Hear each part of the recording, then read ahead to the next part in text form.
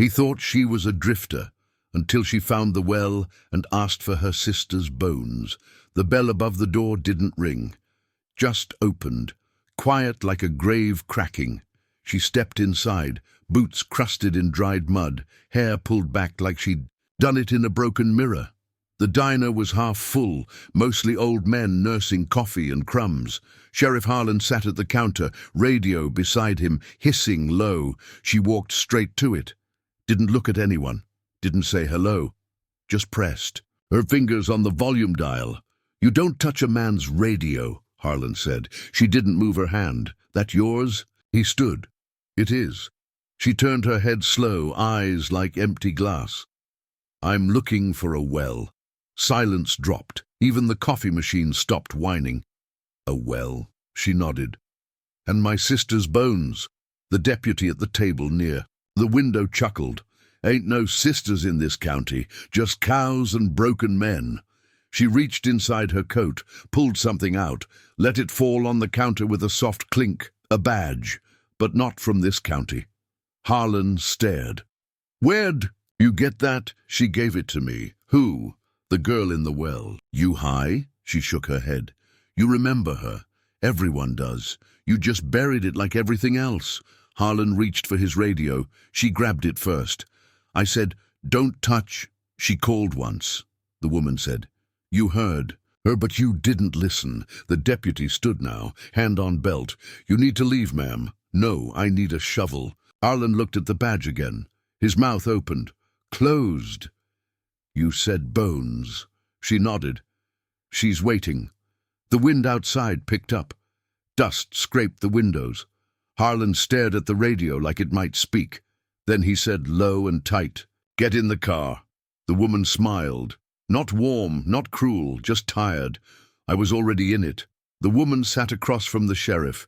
Steam lifted off her coffee, untouched. The badge still sat between them. No one else had spoken since she said bones. Deputy Reed leaned forward. "You stole that." She didn't blink. "She gave it to me." "Who?" "The woman in the well." Silence turned thick. A truck passed outside, gravel cracking under its wheels. No one looked. Reed pointed. "That ain't yours." "I never said it was." Harlan picked it up, turned it over, studied the back like maybe it would explain something. "You're not her sister," he said. "I didn't say I was. You said bones. Said a name once, didn't you?" She took a sip. "Gracie." Reed stood back.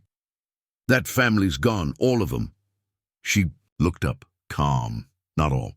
Gracie had no kin. House burned. She had me. Just took longer to get here." Harlan narrowed his eyes. "You think wearing that badge means something?" "It means I'm here now." Reed stepped closer. "That ain't how this works." "Maybe." It never worked. The room was still. Even the cook in the back didn't move. "You a cop?" Harlan asked. "No." "Then why the badge?" "She asked me to bring it back." "To who?" The woman stared through them. "Whoever left her." "There?" Reed swallowed hard. "You saying we did?" "I'm saying you heard her scream." Harlan's hand trembled. The badge dropped. The woman stood. "She's still down there." "Down where?" "You already know." She sat in the back of the cruiser, cuffs barely clipped, humming something old and slow. Sheriff Harlan didn't speak, just kept driving. The road got thinner, gravel spitting under the tires, trees pressing in like they knew. "You always drive this way?" she asked. "No one does. Because it's forgotten. Because there's nothing here but trees." She smiled, soft. "Trees remember, just like dogs, just like ghosts." He didn't answer. The cruiser rolled past a broken fence, through rusted gates someone never closed again. "You buried it deep, didn't you?" she said. He gripped the wheel harder. "What's buried stays buried." "Not always." The road ended in a clearing, empty except for the old stone well. Dry, cracked, waiting. She stepped out before he could say anything, walked straight to the well, looked down. "Call her name," she said. Harlan shifted his weight. No one left to call. She knelt beside it, fingers on the edge, then listen. Wind moved slow through the trees. Sheriff stepped closer, stared at the mouth of the well like it might bite. "Why'd you bring me here?" he asked. "You already knew the way." He shook his head. "You think she's in there?" "She's never left. You don't know what you're saying." "I know what I heard." He swallowed hard. "It was an accident." She stood. "You keep saying that, like it makes it clean." His voice dropped. "You want to know what's down there?" "I already do." They both stared into the dark, and the dark waited. She knelt by the edge, humming low. Not a song, not really, just sound, old and steady. Sheriff Harlan stood back, hands twitching. Wind picked up sudden, sharp. Leaves kicked up around his boots. "What are you doing?" he asked. "Calling her. She ain't down there." "She never left." The wind rose, her hum deepened, the ground shivered. "You feel that?" he said. She didn't answer. He took a step toward the well, then stopped. Dirt shifted near the rim. Just a little. Enough to show something underneath. "Wait," he muttered. "Wait." She stood slow. "You see it? Those boots." His face drained. "Those are my brothers." She stared at the ground. "He helped you cover it, didn't he?" He didn't know. He knew. "I didn't mean to. You always say that." He looked down, voice thin. "It was an accident. It always is, with men like you." Then the well groaned, deep, echoing, like stone breaking underwater. Harlan backed up. "What was that?" She stared into the hole. "Don't," he said. Then a voice came up. From the bottom, young, wet, full of rust. "You left me here." Harlan dropped to his knees. "Oh, God!" The voice rose again. "I screamed! I begged!" The woman stepped closer. Calm. "I came back," she said. "You're lying," the voice hissed. "No!" Her voice cracked. "I never stopped listening." The wind went still. Harlan couldn't breathe. The well waited, and then it whispered. "Prove it." Rain had come down hard that night. Not a storm, just steady mean. Two girls ran barefoot. Through the trees, laughing like the world was still good. One slipped, the other screamed. That was the last time she heard her sister's voice clean. "She didn't fall," the woman said, eyes locked on the well. "She was pushed." Sheriff Harlan kept his hands in his pockets. "It was years ago. I remember every second. They said she was drunk. She was 16. Still, they said she wandered off. You believed that?" He didn't answer. "They said she got in with the wrong boys, that she was loose, that Daddy covered it up because he was running for mayor." Harlan's jaw clenched. "You got any proof?" She pulled something from her coat. Folded, dirty, edges torn, rain-stained and dark. "I found it in a jewelry box Mama never opened again." She handed it over. Harlan opened it slow. "Read the top line aloud. If I go missing..." "Look." In the well, he turned it over. His breath caught. The signature curled at the bottom. "Gracie." His face went pale. "You knew her," she said. He nodded once.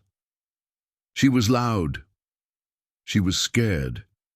She ran with bad people. She ran from them." Harlan looked back, at the trees. "This won't bring her back." "No," the woman said, "but maybe it keeps someone else from ending up like her. She's been dead a long time. She only died once, but they buried her twice." The wind pushed through the clearing. "She's still screaming," the woman whispered. Harlan folded the letter. "Then we dig." The shovel dropped at the sheriff's feet, rusted, dented, still good enough to break ground. He didn't move. Neither did Deputy Reed. The woman stood 10 feet back, arm steady, gun in hand. "Dig," she said. Reed swallowed. "Are you serious? Does it look like I'm playing?" Harlan stared at the well. "You think she's right there?" "I know where the sound comes from." No one moved. "Dig," she said again, louder. Harlan picked up the shovel, looked at Reed. Reed grabbed another. They started. The earth wasn't soft. It fought back. Dry on top, thick underneath, roots twisted like nerves. The woman didn't speak, just watched. 10 minutes passed, maybe more. Then Reed's shovel hit something. Hollow. "Wait," he said. "That's wood." They cleared it. Slow. A box, no bigger than a toolbox, splintered, rotted. Harlan stepped back. She nodded at him. "Open it." He crouched, pulled the lid off, stared down. Inside, bones, a braid of hair, a rosary half wrapped around a wrist bone, a small belt buckle, a tooth. "She had braces," the woman whispered. Her voice cracked. First time all day. Reed turned and retched in the dirt. Harlan didn't move. "I didn't know she was down. There." She walked forward slow. "But you heard her scream." He looked up, eyes wet. "I thought she was gone. I thought—" "You thought wrong." The wind fell silent. Then, barely, one breath rose from the hole. Short, wet, alive. Everyone froze. Reed backed away. "That ain't real." "She is," the woman said, "and she remembers." Harlan dropped the shovel. "What do we do now?" She knelt by the bones. "You listen this time." The box sat open in the dirt, cracked from time and rot. Bones curled in on themselves like she'd died trying to hold tight. The braid was still bound with a red string. The rosary tangled beneath it, snapped at the cross. Reed gagged again, backed away. Harlan didn't move, just stared. She crouched beside the box, lifted something from beneath the ribs, brushed off dust, a badge, faded, rusted, bent along the edge. She held it up. She earned this. Harlan blinked, barely breathing. "You gave it to her," she said, "before you buried her." "I didn't. You did. She wasn't supposed to wear that. She was braver than you." Reed turned and threw up behind a tree. The wind shifted. Leaves rustled, dry and nervous. Harlan sank to his knees, hands open, empty. "God forgive me."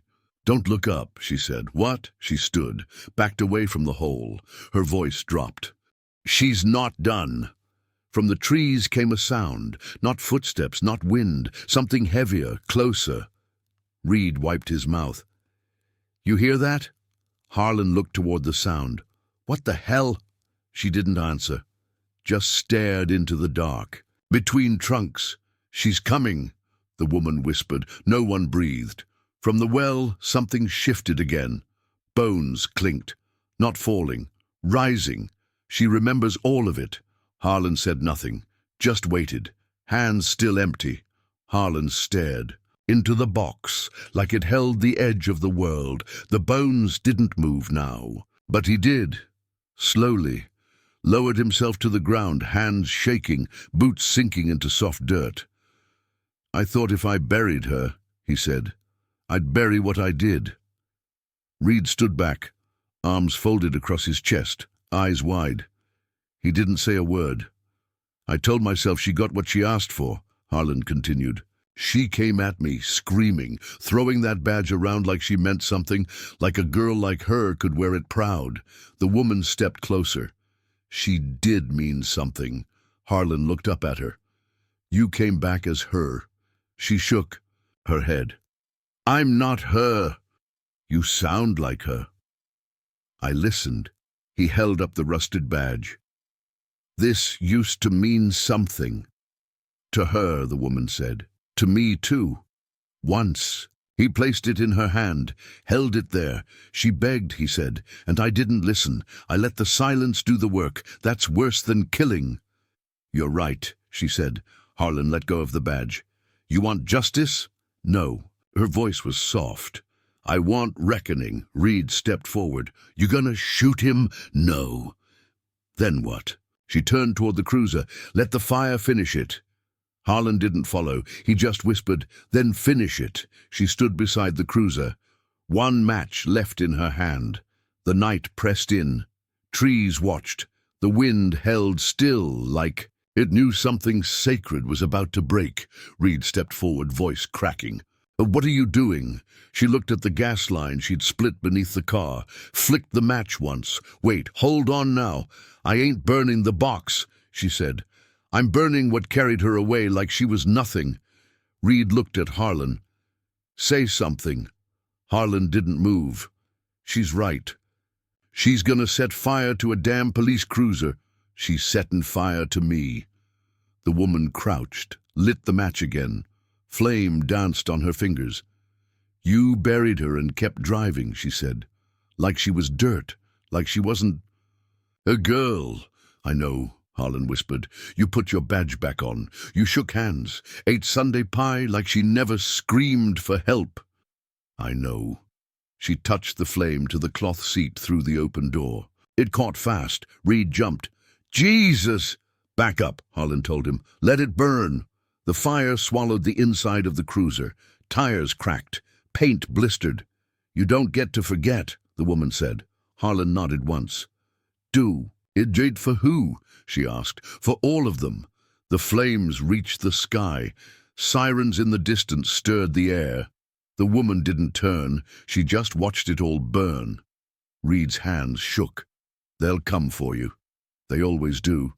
And this time, she'd be waiting. Smoke curled through the trees. Ash clung to her hair, soft and grey. Her boots were streaked with dried blood and dust. The fire had burned hot. Nothing left of the cruiser now but black steel bones. The sheriff's body lay still beside it, face turned toward the trees, badge melted into his chest. The deputy was gone, ran before the flames reached their loudest. She didn't chase him. She turned back to the well. A figure stood by it, young, barefoot, clean, like she hadn't touched dirt a day in her life. The girl smiled. "You found me." The woman froze. Couldn't speak. "Took you long enough." "I came when I could," she whispered. "You waited, always." The girl stepped forward, looked at the trees, the clearing, the scorched ground. "They won't bury me again," she said. "No," the woman replied. "I'm not scared anymore." "I was," the woman said. "I know." They stood in silence. Then the girl touched her hand, light, warm, real. "You don't have to carry me now." The woman's jaw trembled. "I want to." "You already did." The wind stirred, lifted the last of the ash into the light. The girl turned, took one step back toward the well. Then she was gone. The clearing fell still. The woman stared at the empty space. The well didn't make a sound. The fire was gone. The smoke too, just embers now, cooling slow. She reached into the dirt, picked up the rusted badge from where the sheriff dropped it, brushed it off on her coat, pinned it tight too. The lapel. Didn't speak, didn't pray. She walked, no car, no ride, just boots and silence. The weight of a promise in her chest. By the time she reached the edge of town, the sun was up, light pale and sharp against cracked windows and rusted signs. The sheriff's radio dangled in her hand, dead and scratched. She kept it anyway. She stepped through the front door of the station. The hinges groaned. The room froze. 4 men in uniform looked up. 2 sat. 1 drank coffee. 1 typed nothing on a dead computer. "You can't—" 1 started. "I can," she said. They stood. She walked past them, slow, sure, dropped the badge on the desk with a sound that stopped breath. "I'll be here," she said. "When the next girl screams," nobody spoke, "and I'll listen." A chair creaked, someone shifted, no one met her eyes. She sat in the sheriff's chair, leaned back, radio still in her hand. "Ask me my name," she said. Nobody did. She looked at the wall. The old photos, the ones with smiles that didn't last. "They'll scream again," she said. No one argued, and this time somebody's gonna answer. They stared. She didn't flinch. She stayed.